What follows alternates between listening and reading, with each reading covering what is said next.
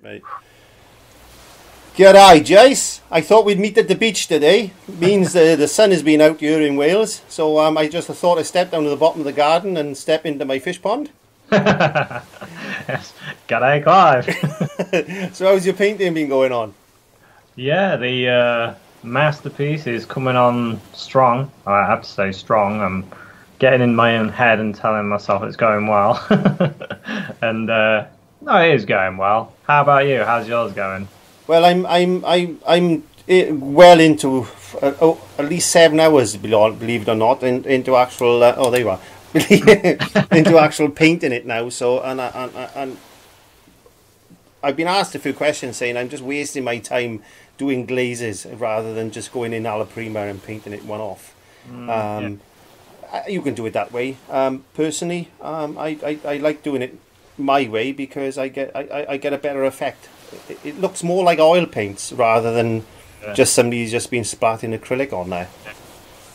Well, I'm going to be doing glazing near the end as well, so because there's certain colours that I found when I'm mixing just need tinting slightly, and so a bit of a thin bit of paint. I'll sort that out near the end, hopefully.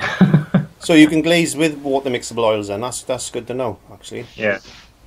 You've got to use a lot of linseed oil to get your really thin colours, and then glaze away. I was in the range the other day, and I was looking at the range of stuff, and I seen there was a lot of additives there for the water mixable oils, and I didn't know you could buy all this type of stuff to actually put in with them besides from water, you know. Yeah, I've got the thickening gel, and I didn't. Well, I did know that there was a thinner, but I forgot about it. And someone said if you use the thinner that goes with it, it doesn't milk your colours up. So you don't use water, right. Use a bit of that instead. And I didn't realise about that. I forgot. So you can use water if you want to be cheap, but Yeah. if you were using water mixable oils, I recommend you use a water mixable oil mediums, so you're no better off, really, are you? No. But you're not using anything that's harmful through the air. Juice getting hot out here today. All their yeah, all the mediums that go with the water mixable oils, as far as I know, don't have any toxicness and that you can breathe in. So yeah, that's why I stopped using oils actually, because I had dermatitis and everything. It was affecting my hands. I tried poppy seed, I tried walnut oil, I tried everything besides, but it was still the oil actually, whatever they were using in the mix, the paints, you know, the binder. That was affecting my hands rather than what I was adding to it. So I opted to go to acrylics. Yeah. How long was that ago? Oh, 4 years now. 4 years, must be over 4 years. Yeah. And I still haven't mastered them, really. And I don't suppose anybody will ever master anything until they've actually left this planet and said, yes, I've done it, yes, so it's too late now. Yeah. Well, we're still learning, aren't we? Always going to be learning. Well, thanks to you, over the last couple of years since we've been talking, and you know, you frightened me with the first ever challenge, which was the trees and the road, wasn't it? Yeah. I remind people to actually check the iCards for that particular lesson, go into collaborators, because we were doing it with Brandon and Larry as well then, wasn't we? Yeah. So, and it was only the time difference really, this because we want to start doing more chats like this now. Because it was only the time difference really that has caused it problems, and Brandon went walkabout for a while, so I hope he's all right. I hope if you're listening, Brandon, I hope you're doing all right. We haven't heard from you for a while, and yeah, and you know, it's thanks to those challenges really that I started to do landscapes, because I hated landscapes, absolutely hated them. And being colourblind with green, it doesn't help trying to paint green. So Yeah. So I've actually got a question from our last chat. If you don't mind answering a question. Hey, yes, go for it. Yes, go. Yes, I like questions. an aeroplane. Yeah, I think it's just the airport's not far away, so I think it's just a flight over. So, Cardiff Airport's just over the road there. It is an aeroplane anyway. I might go for a swim in a minute. So yeah, looking at the comments on the last. Sorry, go on. Got your beach towel. Got my beach towel ready. Yeah, we had some good comments on the last chat. A lot of people enjoyed it, and I asked for potential questions, and I have one here, which I thought was a good one. I'm not very good at pronouncing names, so apologies to this person. But it says his name's Willem Jonk, possibly. Well, let's go Willem. Will.i.am, okay. I have a personal question, if I may ask. Are you a full-time artist, or do you have day jobs? Why I'm asking, I'm an artist myself, but like most artists, I have a day job to survive. It's hard to find time for art when you work 8 to 5. How do you handle the battle? Right, I'm going to let you answer that one first. Okay. Well, I have a job.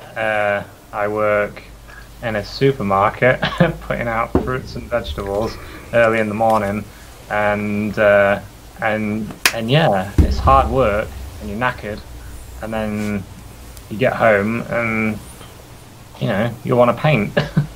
And I think it is difficult to keep the motivation going, but if you enjoy it, like I do, I really enjoy it, and I'm sure you really enjoy it as well. Yeah, I ask you, let me add to that question. Do you find it, now, before making videos and lessons for YouTube, and then you were just painting for yourself, do you find it the same, or do you find it harder now because you've got to keep making lessons and finding more time? Yeah, so that's kind of where the diary is working. Because before, I was thinking of episodes, like you say, the pressure of thinking I need to make a new episode for YouTube, but also I want to do, I need to get a commission of a dog portrait or a person portrait done, but I'm not going to be able to get that done in the time when I need to do a YouTube episode as well, and I need to go to work as well. How do you fit it all in? It's really difficult, and the reason I like doing this, what we're doing now, well, I've been focusing on just the master painting, because I'm painting because I'm enjoying it, and I'm getting a video for YouTube out of it as well. So it's kind of a double hit. It's good for me and good for, hopefully, good for the viewers to see how a bigger project goes. Yeah, I think that's good, and I think the diary is actually showing people that, we don't just paint pretty pictures or quick paintings. Some of these projects can take us months. In this case, weeks. It all depends how many hours you put into it. Now, to answer your question, for myself, I'm self-employed. I've got a small window cleaning business where my son works for me. So normally in the summertime, I'm struggling to find the hours. But I don't work as many hours as I used to now for health reasons. But even that, I've still got a house to run and grandchildren to look after and all that type of stuff. But like this week particularly, it's rained for 3 days solid in Wales, so I can't work. So what do I do if I don't work? I make videos, and I do some projects. I've got projects on the same as you, Jason, and the diaries were helping me, because sometimes I can just come in an evening when the wife is watching Coronation Street and Emmerdale Farm and that. I can come in for an hour every night, just switch a camera on and just paint and enjoy the painting process and narrate afterwards. That's what I've taken from you of watching your videos, is I like the idea of narrating it, because you're still getting your point across, and you can talk a little bit more about other subjects as well. Yeah, it's actually gave me an idea. If I'm filming it that way, it's gave me an idea to do more stuff, and I keep eyeballing my box of marker pens and pencil crayons, and I'm thinking, I could do diary episodes doing like pictures that take a few hours. Yeah. And do it in the same way. Yeah. Because I don't like these speed videos. There's nothing wrong with them, personally. No. But I think that as a beginner, when I was watching YouTube, before I even had a channel, you know, I couldn't get enough out of it. You know, there wasn't enough. You could see people doing something, but some of it was sped up so fast. Other ones had annoying music on it. And don't get me wrong, I've got videos with annoying music on. I thought it was a good idea. And then I'm watching them back and thinking, no, I shouldn't have done that. But they're up there, that's it. You know, and I thought, no, I want to... That's why I started making videos. I started making videos to teach my students when I had an art group. And it just went on from there. And I'm thinking, yeah, I wish I had the knowledge base that is coming off your channel. Not just my channel, but just on your channel. Wish I had that knowledge base years ago to be able to grow as an artist. But how many artists do you know that haven't got a day job? Yeah. Most people, and you know, you got to be very lucky to be a professional artist and actually earn a living from it. So don't give up your dream, but just try and work in between. That's all I can say. I think, yeah, that's what I was just going to say, actually. You just need to keep motivated and keep painting. If that's what you want to do, then just do it. And maybe just give yourself an hour. If you've done a 9 to 5 job, fit an hour of painting in, or even get a sketchbook and do little sketches, because that's going to help your art as well. Yeah, these mosquitoes are coming on. I mean, it's better to do. It's better. There's seagulls around here. That's why I got my hat on. It's better to do a quality, an hours of quality painting, than 2 days of just sitting there and scratching your head and beating yourself up. Because many beginners, don't know what you think, but many beginning artists, they worry too much about the content and the quality and all that, rather than, you know, concentrating on what they're doing. You know, don't worry if you make mistakes. Don't worry if it looks terrible. Just get some paint on that canvas. Get used to using the medium you're using. And I know out of experience when using water mixable oils. That's why I give them to you. You know, it's like you just paint. Doesn't matter what you paint. It doesn't matter what you paint. Just paint. You will get better. Yeah, I struggle with acrylics when I go, because I'm always using the water mixable oils with the paintings, and then I use acrylics. It throws me a bit, and I'm like, whoa, this feels different, and it doesn't work the same. I can't manipulate the paint in the same way. And your medium helps me a lot, actually. Your thickening gel. And when I was you've been using it. Good. Yeah, because I really struggled with I don't know, everything. Yeah, the first thing I want to suggest to you is, first of all, gesso your canvas. It's bloody important, because you're an oil painter. You're used to just going in, whapping with the oil paint. The oil paint goes in, it seals the surface up. There's linseed in there. You're flowing lovely.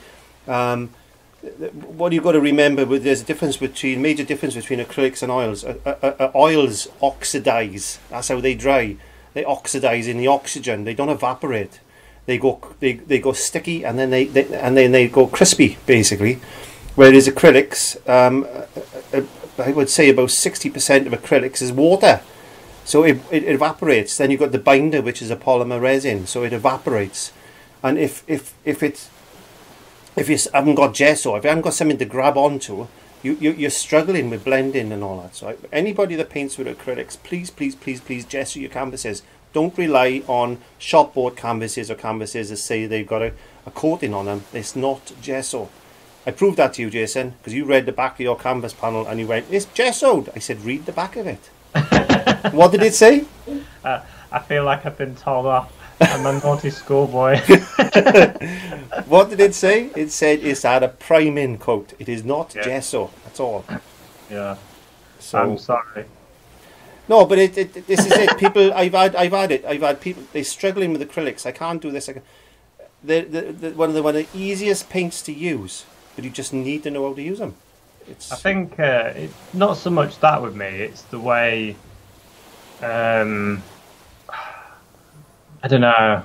It's just different. I think. I think personally, you might be better off with a thicker acrylic paint, because you said you like using that thickening agent that I give you. Well, I think I'll just use that actually. If you've got a heavy body, if you've got a heavy body paint, then you might find it's a lot easier to use. And try using some matte medium or something with it rather than water. I just done a video actually on acrylic paint, talking about the dangers of using water. It's the same with oils, water mixable oils. As imagine if you put too much water with it, it's just gonna go awful. You know, it's water mixable. It doesn't. You can't. It's not meant to be thinned, over thinned with water.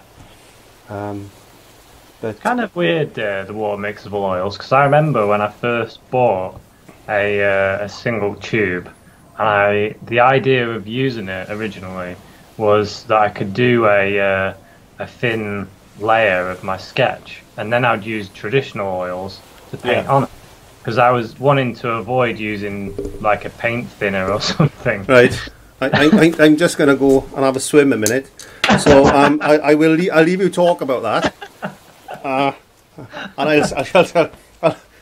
I'll see you in a bit. See you in a bit. Okay, enjoy your dip. While Clive's head off there for a swim, maybe we'll see him. Maybe he'll pop up. But I'm feeling a bit lonely now, so I could do. Oh, he's back! Oh, that was lovely. Oh. Woo! I had to cool off, Jason. I had to cool off then. Oh, it was getting a bit hot out there for me. Right. Sorry about that. I didn't hear a word you said because I had my headphones off. Oh, go on then. He's lost the plot. I can't remember what I was going to say now. You've thrown me there, going off for a swim halfway through this chat. I just tipped some water over my head. Next time I'm going to sit in a jacuzzi. So, anyway, I don't know what the hell we were talking about then, but it doesn't matter. So Susanna, she's a lovely girl. I see Susanna. She's coming on really nice. I'm impressed with the way you're actually doing it. Actually, yeah. But I can see the difference in the way you're doing that, and I can see you're enjoying it a lot more than you have been lately. I am really enjoying it, and it's because it's really hard. And just going to get my hat a minute. My head is burning. Look, I'm going bald. Oh, he's up again. Oh. I thought he was going to go for another swim. No, I'm not going for a swim. It's a bit warm out there. No, I can see that you were actually enjoying it, you know. Yeah, I am really enjoying it. It's really challenging, and it's really testing me. But that's why I like it, and I need to do more. But I do really enjoy the pre-color challenges as well, because I learn a lot about color doing them, and it's helped me doing this amazingly. And I didn't think it would, but it has. Just reminded me of a question. Somebody said that you shouldn't use black in painting. And what's your actual take on that, Jace? Do you use black a lot in your painting? I think I don't know where the idea of not using black came from, but I've heard it many a time, and I think it's a load of rubbish. Yeah, and because certain painters like Degas, he'll say it's the principal colours, where someone else will say, "Oh, I never use black." Another master, "Oh, I won't use black. I always mix my blacks with blues and browns or whatever." Where another master painter will use big blocks of black. That's right. So for me, it doesn't matter.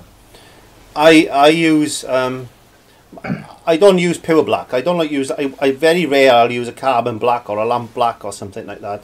I'm using carbon black in this particular painting because that's what Thomas Gainsborough used, carbon black. Right. And I have found it.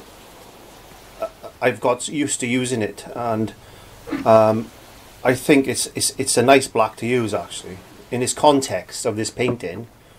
But normally I'll use a Mars black, but I'll add blue to it, or I'll add a little bit of dioxazine purple to it, depending on my shadows.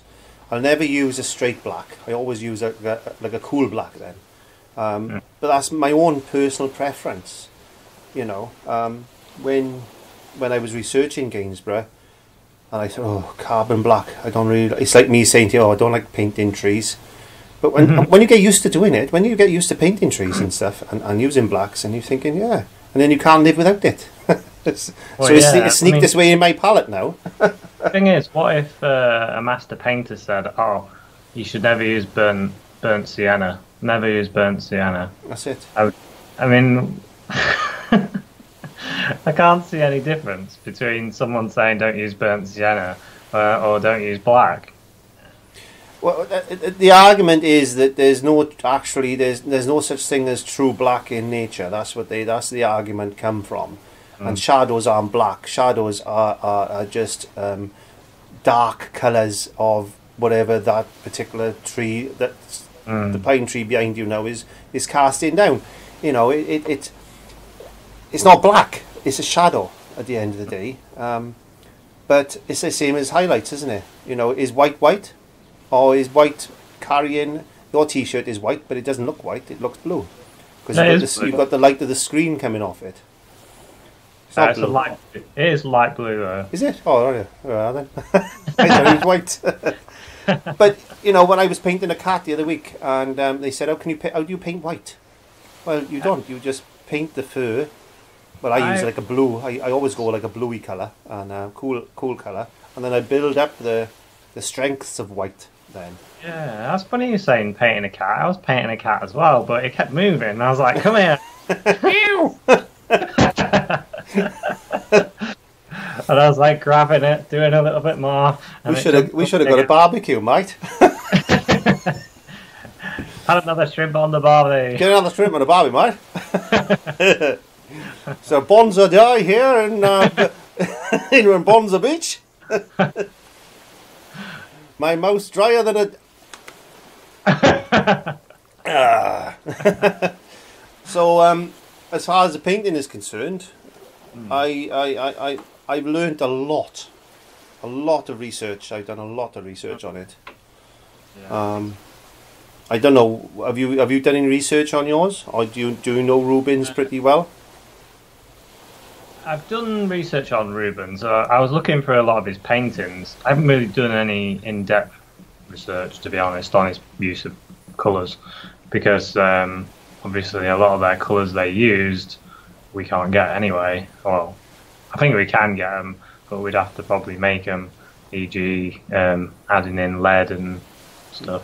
I want to do things like that. Yeah, I don't want to use lead white. I don't want to use mercuries and arsenics and everything, all that other nasty stuff they used to put in it. Yeah, I don't want to use any of those pigments. But no, I've looked at a lot of his paintings, and there was one thing that I was amazed about. There was a lot of that. Since Susanna, she's got like the red on the shoulder, and a lot of the paintings that he's done, they've got that red material. And I thought, that appears quite a lot in his paintings. Is that because that's the only colour he had left? He was just trying to use it up? No, I think it's because red is like the go-to colour for the first colour you look at. In a painting, you look straight at the red. And they reckon, and I called Bob Ross on this particular one, and he said in one of his videos I seen years and years ago, and it always stuck in my mind, is that red will always sell a painting. So if you're doing landscape, put a couple of little red flowers in or something. It always, red draws the eye. Yeah. It draws the eye. And you'll notice that in sales, whenever they put clearance, the clearance is always red with white writing.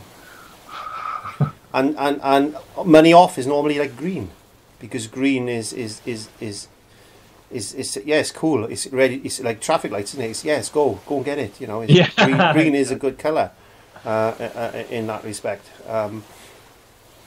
But I completely forgotten what I was talking about. Somebody said, "You're losing your hair, Clive." I said, "Yeah, it's all coming out of my chin." I'm getting to that age now. I'm losing hair on my head, but it's coming out of my chin. I have to walk around with my hands, I think. Well, as long as it's not coming out your nose. You wait till you get to my age, and I'll talk to you then. Yeah, but I noticed in a lot of Ruben's paintings, he's got the red material, and I was thinking to myself, oh, well, I know what colour I could use for that if I was copying that one. And I was playing around today doing another bit of the painting, and I had issues with my printouts, actually, because I had on the shoulder area, there's these little pink ribbon type things. Right, yeah. On my printout, they were very light pink, but then I printed another one out because I wanted to do the higher bit, and that bit was really red, and I was like, what's going on? That should be the same colour as that, but it was printed out different. Wow, so I had to sort of modify as I was doing it. It was crazy. But yeah, for a future episode, you'll see me trying to fix it. Well, the problem I've got is I've had a few comments saying, "Oh, your sky is too blue. It's and your trees are too brown, and they should be darker." I'm going to answer that question. That most of the prints, most of the photographs you'll see are the original, and it's dark. It's dirty. It's brown. I don't know if it's been restored, but the prints that I've got, and the thing is, it's the research I've done is when they were looking at it like they do with these telescopes and X-rays and stuff like that, on the rebate of the frame where the canvas had turned over and it's been protected from the light, it actually shows a true colour. This is where they managed to get the colours that he was using, like the Prussian blue and the vermilion and off the paint flakes and stuff. So what I'm trying to do is paint it obviously in the same colours, but it's going to be brighter. You know, and until I actually age it, which I'm going to, until I actually age it, it's still going to look a little bit bright. But I didn't know that Prussian blue was discovered in the late 17th century, early 1800s, and it's a man-made pigment. So I was quite surprised. No, I was quite surprised when I read that. And the coat that he's wearing, John Plampin, is like it's like a blue velvet. You know this crushed? Have you seen that crushed velvety stuff? Like, yeah. You know, the curtains and all we used to have. It's made of that type of fabric, and I've been watching a lot of period dramas as well, so, which is good because you can see the shoes and stuff like that. So, and what he did was he painted it with Prussian blue, and then he layered it with vermilion, and then another thin coat of Prussian blue, and then vermilion, and because it was built up in glazes like that, it actually shows like a purpley tinge to it. Yeah. So I'm in about the 6th layer now at the moment, alternative layers, and it's starting to look warm now. It's looking like velvet. It's looking really nice, actually. That's good. I was quite surprised.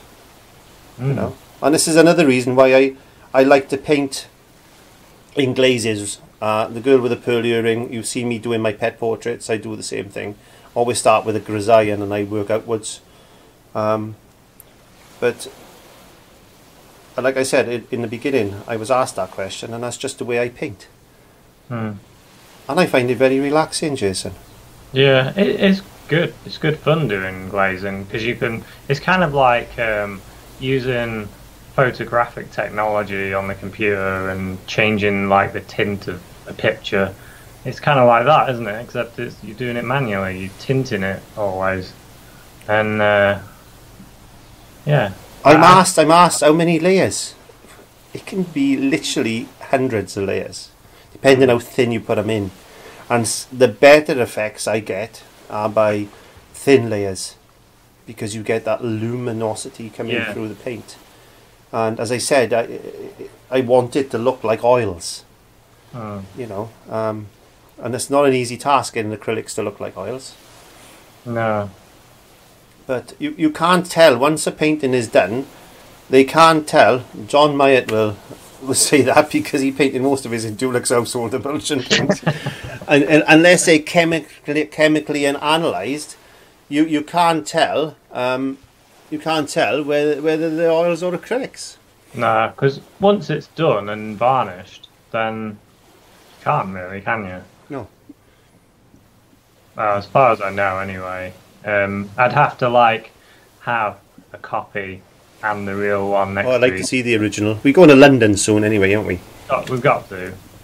It would be really good to see the real deal. And then maybe mine will be better. We can swap them. Yeah. We should take ours with us, shouldn't we? Yeah, under the arm. I wonder if they will let us in with ours. They might let us in, they might not let us out.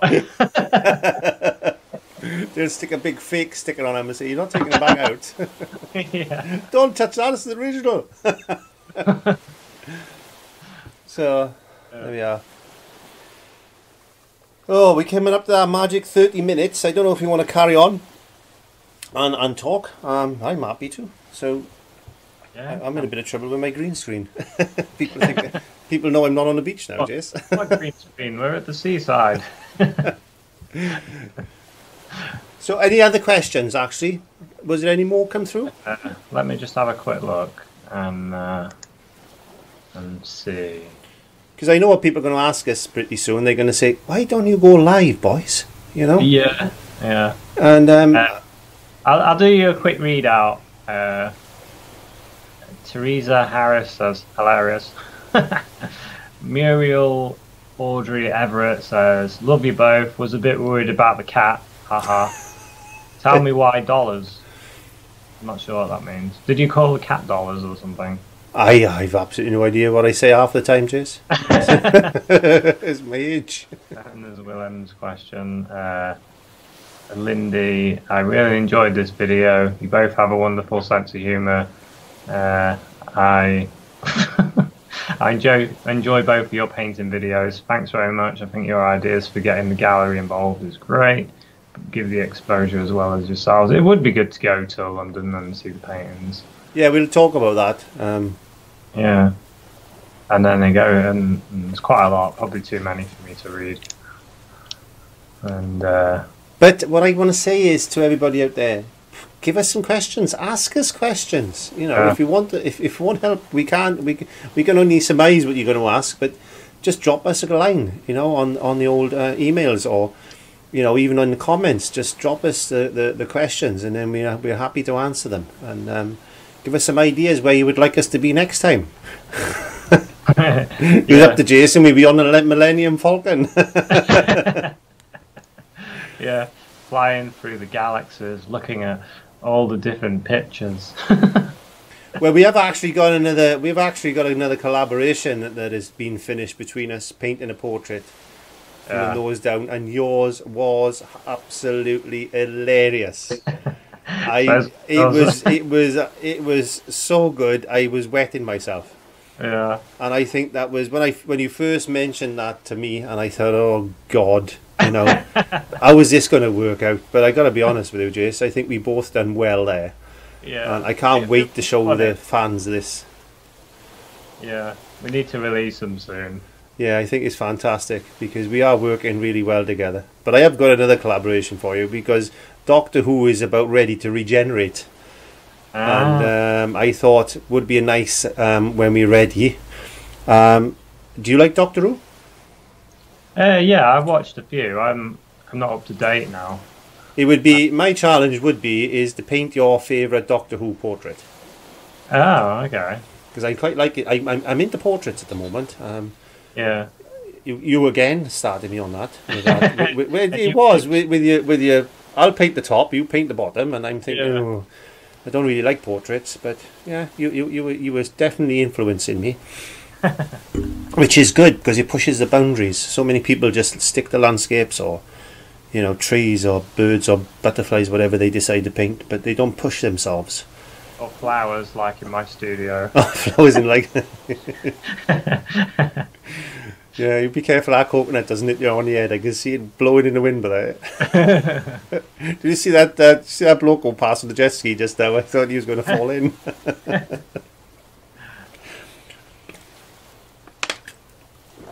Okay. Right. So yeah, that's something we could do. If because I did do a Doctor Who painting. I don't know if you've seen that one. I have, yeah. Yeah, it's pretty good. Yeah, and I thought I might do another one because I know he's going to regenerate. That'll most probably be Christmas time. So, are we doing it half and half, or? No, we'll just do our favourite Doctor Who portrait. I think. You know. You do one side, I do the other. That would be weird, wouldn't it? Yeah. You do your favourite this side, I do my favourite this side. We'll have to talk about that. That sounds interesting. We could call it regeneration, couldn't we? Just as he's turning into another Doctor. But what if we both like the same Doctor Who? It'd be the same person. That would be really weird. Because I tell you what you did on my half a portrait matched it up really well. That was a bit scary when I took it off. I know. I seen your reaction. I thought he's a bit shocked. I was very shocked. Yeah. I worked hard on that. I got to be honest with you. I did work hard. I enjoyed that. I enjoyed that immensely. I did get his one eye a little bit wonky, but I don't care. I thought he had wind. So we'll have to show the public. We'll have to show our subscribers that pretty soon, I reckon. Yeah, we need to get them released. Yeah. So it's just turning into a Jason and Clive YouTube channel now. Yeah. We'll have to share the revenue as 2 pence each this week. I'm gonna be rich. So are you ready to wrap this up then? Shall we call this one quits today? Okay, we'll call this one quits. So I just want to say to everybody, please go along and check Jason's channel out there, and always sit back and relax and have a look at his work, and sponsor him on Patreon as well. Yeah. Have you got a Facebook page, Jace? Yeah, I have, and if you've got any questions, you can ask them on my Facebook, because I answer all the messages. Brilliant stuff. And don't know if you're on Twitter, but there's a Twitter link there as well. But I'm sure Jason will let you know. Are you on Twitter? I'd never use it. No, so he's not on Twitter, so don't worry about that. But sit back, having a look, Jason. And don't forget about his t-shirts. Having a look. Don't forget about his t-shirts and mugs on Society 6. Yes, pop along there. And if you are interested in that, again, pop along to my little Society 6 website where I have got t-shirts as well and mugs. And where am I? There we are. And Patreon, for as little as $1 a month, you can get feeds and things and wonderful stuff. Just pop along and have a look. Facebook and Twitter, Clive5Art. And that's it. I've got 3 groups, so if you want to, and Jason's a member, and I try to ignore him as much as possible. But it's been a fantastic actually chatting to you, Jason, on this wonderful beach here, and it's been a lovely sunny day. Yeah, I've topped up my tan a bit now. I've got a bit of colour. Sometimes I'm pale, and now I can go out, show off my tan. Maybe I'll go to the swimming pool. So, any questions? Pop along to Jason's channel. Pop along to his Facebook page. Pop along to my Facebook page. Pop along to my channel. Yeah. All the links are below. Yeah. Any questions for us? Put them in the comments. Questions. Where would you like us to be next time? What problems are you having? Yeah. How would you like us to help you? Anything like that. And subscribe to the channels. That's important as well. So, I'll be continuing with the diary sessions with Thomas Gainsborough and Susanna with the Rubens. And they're going on for a while. And there is another collaboration that we'll discuss about putting out with the half a portrait. Yeah.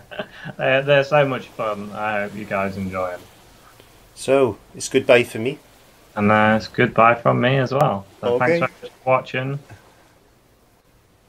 Is it? Catty. Bye.